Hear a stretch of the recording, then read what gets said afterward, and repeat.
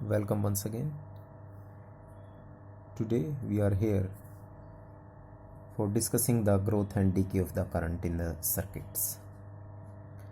Last topic में हमने self inductance को डिस्कस किया था और हमने ये देखा कि किस तरीके से सर्किट के अंदर जो है इंड्यूस्ड ईएमएफ प्रोड्यूस होता है और वो इंड्यूस्ड ईएमएफ करंट का अपोज करता है। यानी कि अगर हमारे पास एक कॉइल है लाइक दिस और उस कॉइल को हमने एक बैटरी या सेल के साथ कनेक्ट कर रखा है और जैसे ही हम इसको ऑन करते हैं तो करंट इसमें फ्लो करता है, लेकिन इस कॉइल के अंदर एक इंड्यूस्ड ईएमएफ डेवलप हो जाता है और उसकी वैल्यू हमने लिखी थी L di/dt। ये इंड्यूस्ड ईएमएफ अपोजिंग डायरेक्शन में होता है, यानी कहने का मतलब ये कि जिस डायरेक्शन में सेल का करंट फ्लो हो रहा है उसके अपोजिट डायरेक्शन में ये इंड्यूस्ड ईएमएफ है। और दूसरे वर्ड्स में अगर हम ये कहें कि ये इंड्यूस्ड ईएमएफ सर्किट के अंदर जो करंट है उसका अपोज कर रहा है, यानी कि उस करंट को जो सेल की वजह से है उसको मैक्सिमम नहीं होने दे रहा है, या यूँ कहें उसको मैक्सिमम होने में कुछ ना कुछ टाइम लग रहा है। तो आज हमने यही चीज़ डिस्कस करनी है कि किस तरीके से अगर सर्किट के अंदर L इन्वॉल्व हो जाए और उसके साथ रेजिस्टेंस भी आ जाए तो करंट जो है वो सर्किट में कैसे ग्रो करता है। आप नॉर्मली क्या देखते हैं कि हमारे पास एक बैटरी है, उसके साथ हम एक स्विच लगा देते हैं, की जिसको बोलते हैं। जैसे ही अगर इसको हमने किसी बल्ब के साथ कनेक्ट कर रखा है लाइक दिस, ये बल्ब है हमारे पास, ऑन करते ही बल्ब ग्लो कर जाता है, ऑफ करते ही बल्ब भी बंद हो जाता है। यानी कहने का मतलब ये कि इस सर्किट के ऑन ऑफ का जो टाइम है वही बल्ब के ऑन ऑफ का टाइम हो जाता है। लेकिन जब हम सर्किट में इंडक्टर को इन्वॉल्व कर देते हैं तो करंट को मैक्सिमम होने में कुछ ना कुछ टाइम लगता है। ऐसे ही जब हम सर्किट का स्विच ऑफ करेंगे इसके अंदर तो उसका मिनिमम यानी जीरो होने में भी कुछ ना कुछ टाइम लगता है। ठीक है, और इन को हमने हेल्महोल्ट्ज़ इक्वेशन के अंदर स्टडी करना है डिफरेंट सर्किट्स के लिए। तो सबसे पहले देख लेते हैं ये क्या चीज़ है। वेरिंग करंट देखते हैं क्या है। वेरिंग करंट,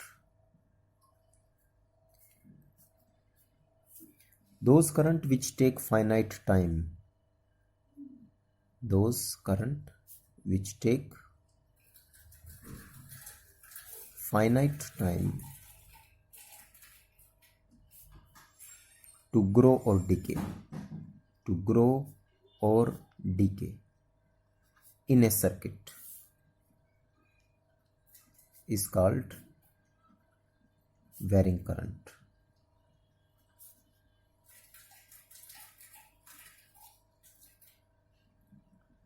ठीक है, यानी जिनको ग्रो होने में कुछ ना कुछ टाइम लगे, which take some finite time. ऐसा नहीं है कि ऑन करते ही बल्ब ऑन हो गया, तो that is not a varying current. ठीक है, तो ये सिंपल सर्किट में होता है, अगर ऑन करते ही बल्ब ऑन हो जाए, ऑन करते ही फैन ऑन हो गया, ठीक है, और मैक्सिमम स्पीड से जो भी चल सकता है चल रहा है। लेकिन जब हम एल को इन्वॉल्व कर देते हैं सर्किट में तो ये पॉसिबिलिटी कम हो जाती है। It will take some time to grow, और ऑफ करेंगे तो it will take some time to decay, और उन्हीं करंट्स को हम वेरिंग करंट्स का नाम दे देते हैं। यानी कि उसको ऑन करने के बाद जीरो से मैक्सिमम जाने में कुछ ना कुछ टाइम लग रहा है, और उसको ऑफ करने के बाद मैक्सिमम से जीरो होने में भी कुछ ना कुछ टाइम लग रहा है। तो these are known as varying currents. तो सबसे पहले आज हम एक सर्किट को डिस्कस करेंगे। उस सर्किट के अंदर हम रेजिस्टेंस के साथ इंडक्टर को यूज़ कर रहे हैं। ठीक है, और ये सब कुछ हमने मैथमेटिकली प्रूव करना है, सिर्फ थियोरटिकली ही नहीं देखना, मैथमेटिकली इसको प्रूव करेंगे, इक्वेशन के थ्रू देखते हैं। तो हमारा आज का मेन टॉपिक है Helmholtz equation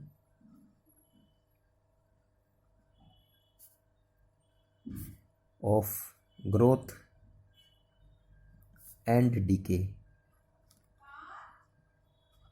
of current in circuit containing inductance and resistance।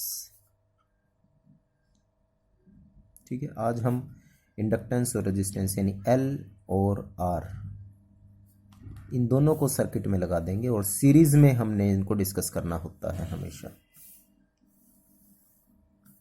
ठीक है, इंडक्टेंस L, रेजिस्टेंस R दोनों को हमने सीरीज में कनेक्ट कर दिया। अब फिर ये देखेंगे कि उसमें ग्रोथ कैसे हो रहा है, उसमें डिके कैसे हो रहा है, और ये सब कुछ हेल्महोल्ट्ज ने डिस्कवर किया था इक्वेशन के थ्रू, तो that's why it is named as Helmholtz equations of growth and decay of current. ठीक है, तो एक सर्किट ले लेते हैं सबसे पहले, like this we have an inductor, we have an resistance, both are in series and they are connected with a source of EMF plus minus battery के साथ हमने इनको कनेक्ट कर रखा है। ठीक है, और हमने एक प्लग लगा रखा है, की प्लग जिसको बोलते हैं, और ये की प्लग दोनों ही के साथ कनेक्टेड है। Point 1 and this is point 2।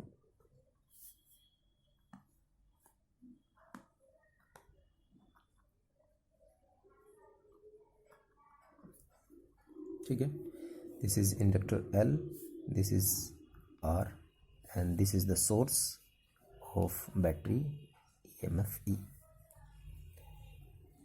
हमने सबसे पहले क्या करना है कि अभी हमने इस की प्लग को, ये जो की पॉइंट है यहाँ के लिख देते हैं, की को ऑन नहीं कर रखा है। ऑन नहीं करने का मतलब अभी की यहाँ पर कनेक्टेड है, यानी कि ईएमएफ बैटरी में इन्वॉल्व नहीं है।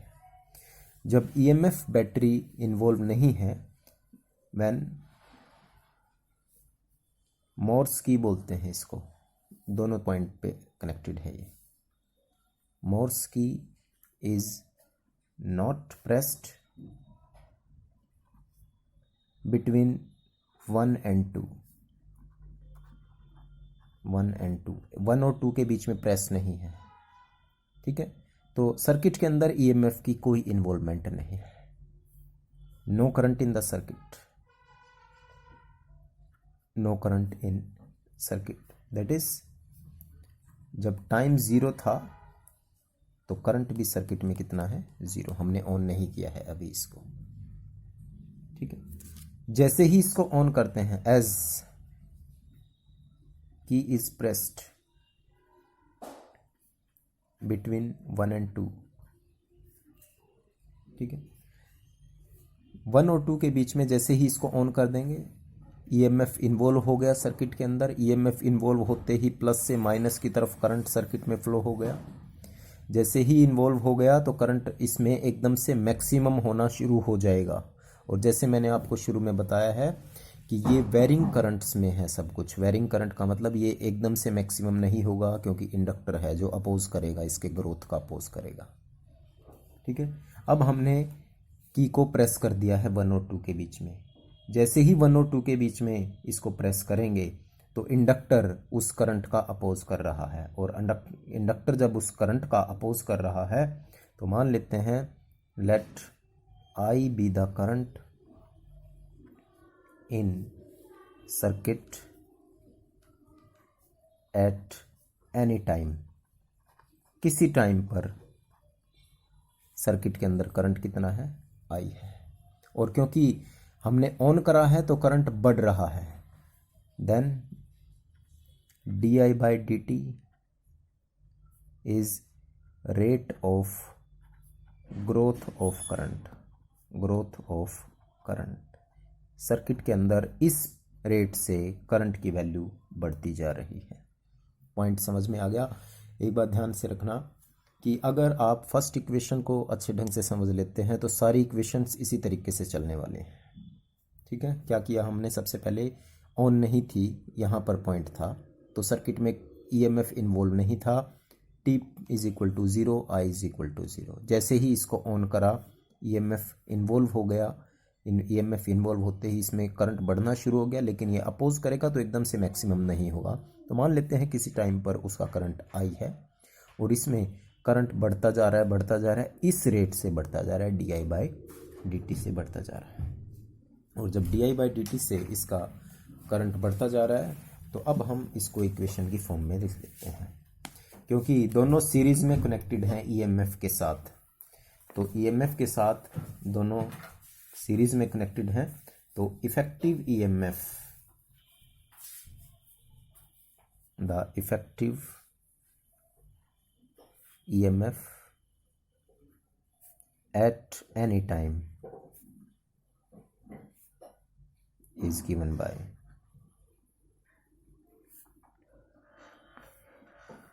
सीरीज में कनेक्टेड हैं तो E इज इक्वल टू, एक करंट तो चला गया रेजिस्टेंस में, I into R, Ohm's law लगा दिया वहां हमने, प्लस इंड्यूस्ड ईएमएफ होता है LdI/dt। समझ में बात आ गई सभी को? यहाँ देखें एक बार दोबारा से, यहाँ पर कितना पोटेंशियल डिफरेंस डेवलप होगा, इंड्यूस्ड ईएमएफ की वैल्यू LdI/dt रहेगी, और ओम्स लॉ से V इज इक्वल टू क्या होता है, I इंटू आर, और ये इसके सम के बराबर रहेगा।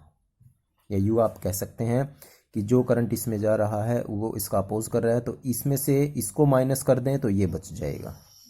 ठीक है, तो मैंने उसको इक्वेशन की फॉर्म में लिख दिया, E is equal to IR, potential difference across resistance, and this is induced EMF across inductance.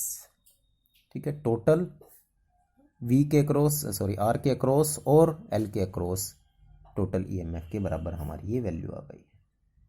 ठीक है, अब मान लेते हैं कि करंट मैक्सिमम हो चुका है। When current in the circuit becomes maximum हो गया है। जब करंट मैक्सिमम हो जाएगा देन रेट ऑफ चेंज कितना हो जाएगा, di/dt बिकम्स 0, क्योंकि कोई रेट ऑफ चेंज नहीं हो रहा है। रेट ऑफ चेंज जब तक होता है जब तक वो मैक्सिमम नहीं हो रहा, तो इसका मतलब di/dt 0 हो जाएगा जब करंट की वैल्यू क्या हो जाएगी, मैक्सिमम हो जाएगी। That is when I becomes equal to I naught, di/dt becomes equal to 0। I naught का मतलब मैक्सिमम वैल्यू, और अगर ये मैक्सिमम है तो इसको इक्वेशन नंबर 1 में पुट कर देते हैं। तो E this is equal to I becomes maximum, I naught R as it is, और di/dt कितना हो गया हमारा 0। तो ये रिजल्ट हमारे पास आ गया है इक्वेशन नंबर 2। तो हमने इस EMF को यहाँ से हटा दिया और उस EMF की जगह हम लिख देंगे I नोट R। हमने ऐसा क्यों किया, क्योंकि सर्किट जब हम सॉल्व कर रहे हैं तो इस सर्किट में हमने इस इक्वेशन को या इस आर्टिकल को नाम दिया था growth and DK of current. Current की बात आ रही है, EMF नहीं होना चाहिए, इसीलिए हमने यहाँ इक्वेशन नंबर 1 में इस E को रिप्लेस करना है I से। तो इक्वेशन 1 फ्रॉम 1 एंड 2 E की जगह हम पुट कर देंगे I naught R, this is equal to IR plus LdI/dt, यानी हमने सर्किट में से, इक्वेशन में से E को रिमूव कर दिया, या यूँ कहें कि E की जगह I को यूज़ कर लिया है। ठीक है, अब I की वैल्यू को कलेक्टिव कर लेते हैं, एक तरफ ले लेते हैं, I नॉट माइनस I और R बाहर आ गया, this is equal to LdI/dt। ठीक है, di के साथ इस I को ले लेते हैं, R को एक तरफ ले जाते हैं, di अपॉन में I naught minus I, this is equal to R/L और इनटू में dt। ठीक है, इक्वेशन क्लियर हो गई सभी को? क्या करा हमने, I नोट को di के साथ ले गए, ठीक है, L यहाँ चला गया और dt भी यहाँ चला गया। अब शुरू में हमने क्या किया था, कंडीशन लगा देते हैं, एट टाइम जब 0 था तो सर्किट में करंट भी 0 था, और जब टाइम t हो गया है, when t is equal to at time equal to T, जब टाइम टी के बराबर आ गया है तब सर्किट में करंट जो है वो आई हो गया है। ठीक है, अब हमने ये इक्वेशन यानी कि ये वैल्यू ले करके इसको इंटीग्रेट कर देना है।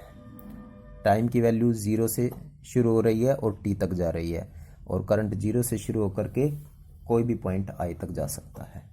तो integrating above equation, equation number 3 नाम दे देते हैं। Integrating equation 3 with in the limits, with in above limits.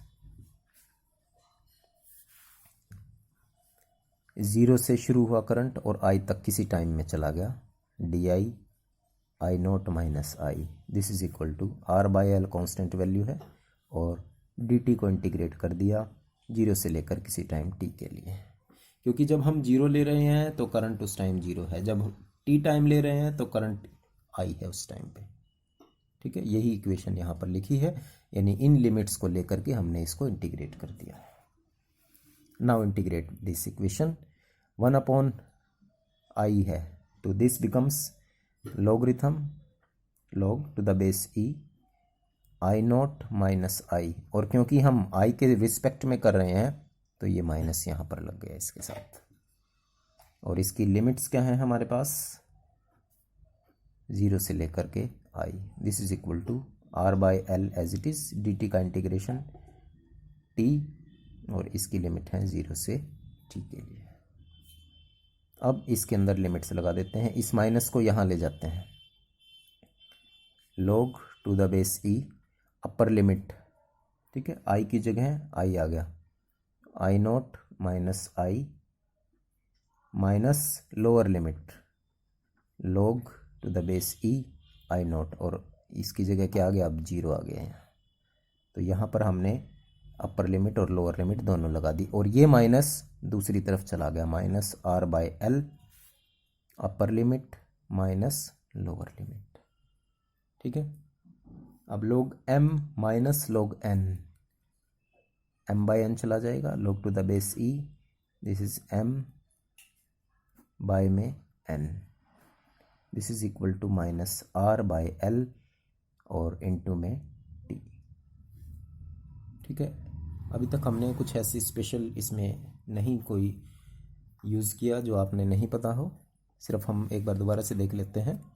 E is equal to potential difference across resistance induced EMF across inductance. जब करंट मैक्सिमम हो जाएगा तो D I by D T 0, यानी current becomes I naught, तो D I by D T 0, यहाँ से इसको हटा दिया ताकि ये करंट में चेंज हो जाए, आई नॉट आर, तो आई नॉट आर यहाँ पुट कर दिया, I R as it is, I को एक तरफ कलेक्ट कर लिया, डी टी एक तरफ चला गया, लिमिट्स लगा दी 0 से आई के लिए, 0 से टी, और इसको इंटीग्रेट कर दिया।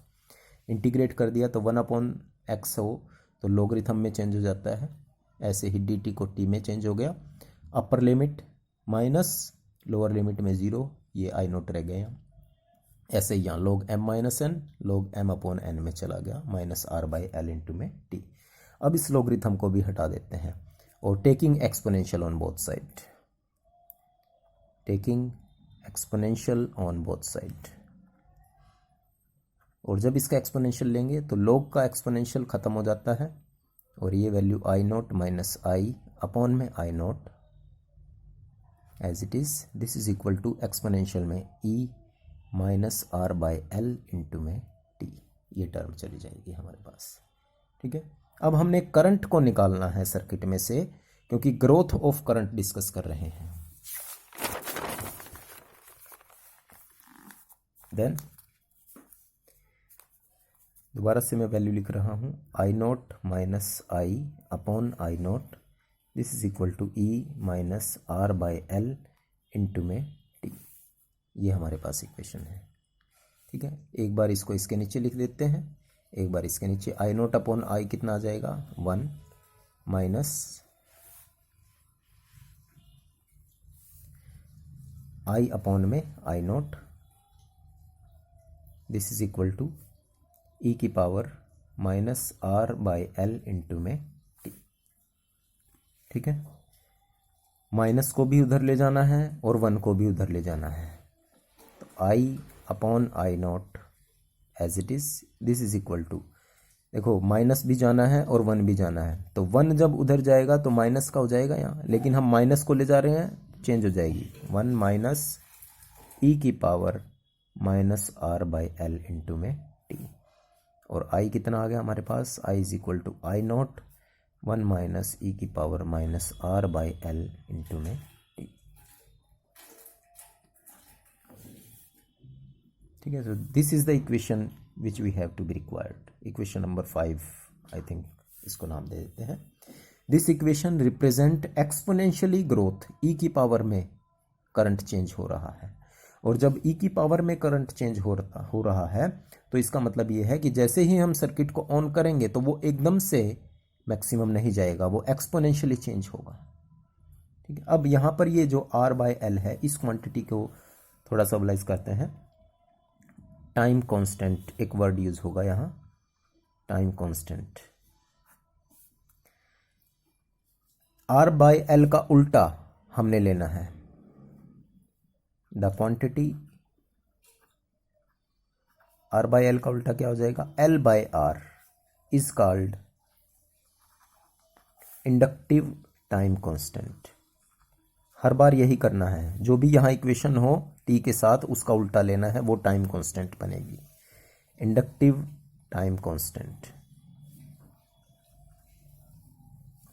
ठीक है, अगर हम इस सर्किट में if T is equal to, इस टी को हमने ले लिया उल्टा यानी कि एल बाय आर, तो equation 1 becomes, sorry equation 5 becomes I is equal to I naught one minus e की power minus R by L into L by R, L से एल कैंसिल, आर से R cancel, so I this is equal to I naught one minus e की power minus one, और we can write this value as e is equal to I naught one minus one upon e, और one upon ई शायद आप लोगों ने पढ़ रखा होगा कि I naught one minus one upon 2.718 होता है, तो आई की वैल्यू हमारे पास आ गई, आई नॉट वन अपॉन 2 पॉइंट को सॉल्व करेंगे तो दिस बिकम 1 माइनस 0.368, और वन में से इसको माइनस कर देते हैं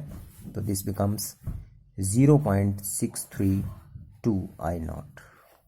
कहने का मतलब ये है जब करंट मैक्सिमम होगा तो वो मैक्सिमम करंट अपने परसेंटेज वैल्यू में 63% तक ही पहुंच पाएगा, और किस टाइम में पहुंचेगा वो, इस टाइम के अंदर, जब टाइम कांस्टेंट हम ये ले रहे हैं। तो कई बार यही पूछ लिया जाता है कि टाइम कांस्टेंट क्या है या इंडक्टिव टाइम कांस्टेंट क्या है, then the inductive time constant of L R, L और आर सर्किट के लिए है ये सिर्फ, is defined as the time taken by current to grow from 0 to 63.2% या 0.632 of its maximum value, यानी कि जब वो अपनी मैक्सिमम वैल्यू का 63.2% हो जाएगा तो उस टाइम कांस्टेंट को हम इंडक्टिव टाइम कांस्टेंट का नाम दे देते हैं।